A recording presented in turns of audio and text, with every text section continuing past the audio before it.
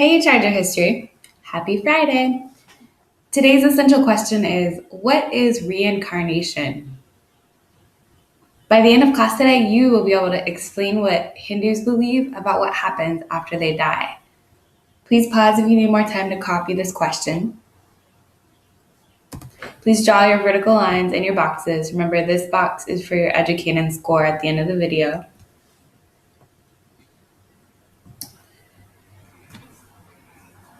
Do you remember that Hinduism formed as a combination of beliefs of the people of the Indus Valley and of the Aryans, which came from here? What do we call it when two different groups of people mix their beliefs like that? Yeah, cultural diffusion is totally correct. Good job remembering that that means that I mix the beliefs of more than one group of people. The social structure of India comes from the religion of Hinduism. This social structure is called the caste system. It's a very strict social structure, and while people lived, they could never move up or down in caste. It didn't matter if you got married, if you got an education, if you got a good job, none of that could happen that would move you up and down in social class. Please pause your video and write your central idea, caste system. This is the strict social structure of India, and it's based on the religion of Hinduism. Pause if you need more time. The only way, remember I said you could never move up and down in caste while you were alive. The only way to move from caste to caste was to go through reincarnation. Reincarnation means to be born again after you die. Hindus believed that after you die, you are reincarnated or reborn into a higher or lower caste. If you were a good person, then you had good karma, and you would move up in caste. But if you did bad things while you lived, you had bad karma, and you would move down to a lower caste. If you had bad enough karma, you could even be born as a beetle or a snake or something else terrible if you were really bad. If you had good karma for many lifetimes, you could eventually reach enlightenment, and you wouldn't have to be born again at all. But we'll talk about that more in a second. So reincarnation is the idea of being born again after death, and it's based on your karma. Pause and copy this central idea.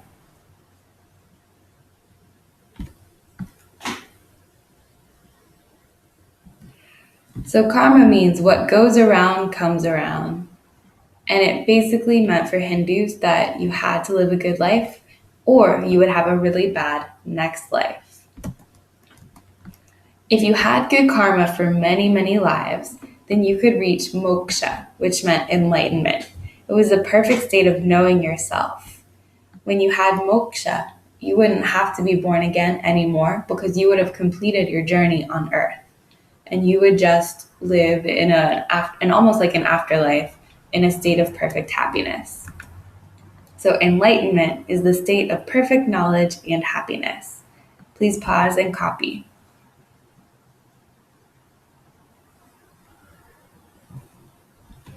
All right, please draw this social structure diagram in your notes. We're going to fill it out as we learn about each caste, which is each class of people. Reincarnation and the Hindu beliefs about karma are so strictly tied to the caste system that we have to learn about both today. So each caste had a clearly defined role or purpose. At the top of the caste system were the Brahmins. The Brahmins were the priests, teachers, and judges who understood how karma worked. The Brahmin often lived apart from the rest of the society in temples. So go ahead and write Brahmins, priests, and academics. Pause if you need more time.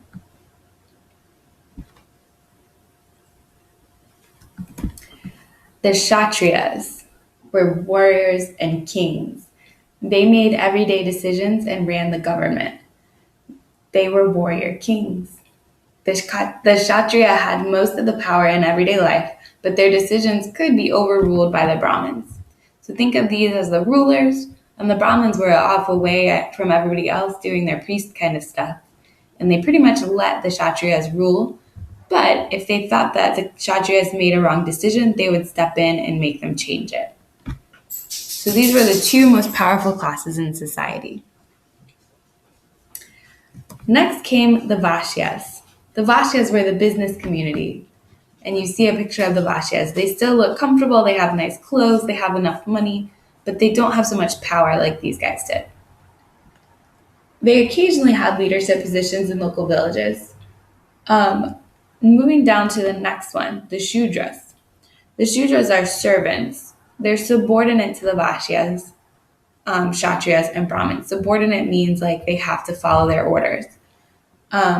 They were unskilled workers, and they often worked on the farms of people of higher castes. So servants, farmers, that kind of stuff, just like peasants. Many Brahmin priests believed that if they touched or talked to lower castes, it would contaminate their soul or make them dirty. Therefore, that's why they stayed away from everybody else in their temples. Prayers from the Vedas were considered so pure that they could not be recited or even heard by a person of a lower caste. So the Shudras were not allowed to pray from the holy book. One Indian law stated that if a Shudra was caught listening to the Vedas, molten lead was to be poured into his ears. Foreigners, lawbreakers, people from isolated tribes, and people suffering from diseases lived outside the caste system. That's where this box comes in. So we have a group of people that's not even allowed to be part of this system. Those people were called the Dalit. Another word for that is untouchables. They were the ones who did all the work that nobody else wanted to do. Untouchables were hired to do work that members of the caste system thought was below them. These jobs included killing or disposing of dead cattle or working with the hides of dead animals. They also worked as sweepers or washers in the streets or in any job that required contact with human waste, like the people who cleaned up the streets from the sewer system. Untouchables were often forbidden to enter temples, schools, and wells where caste members drew water. In some parts of India, even the sight of untouchables was thought to be polluting to your eyes. The untouchables were often forced to sleep during the day and work at night so that no one else would have to see them.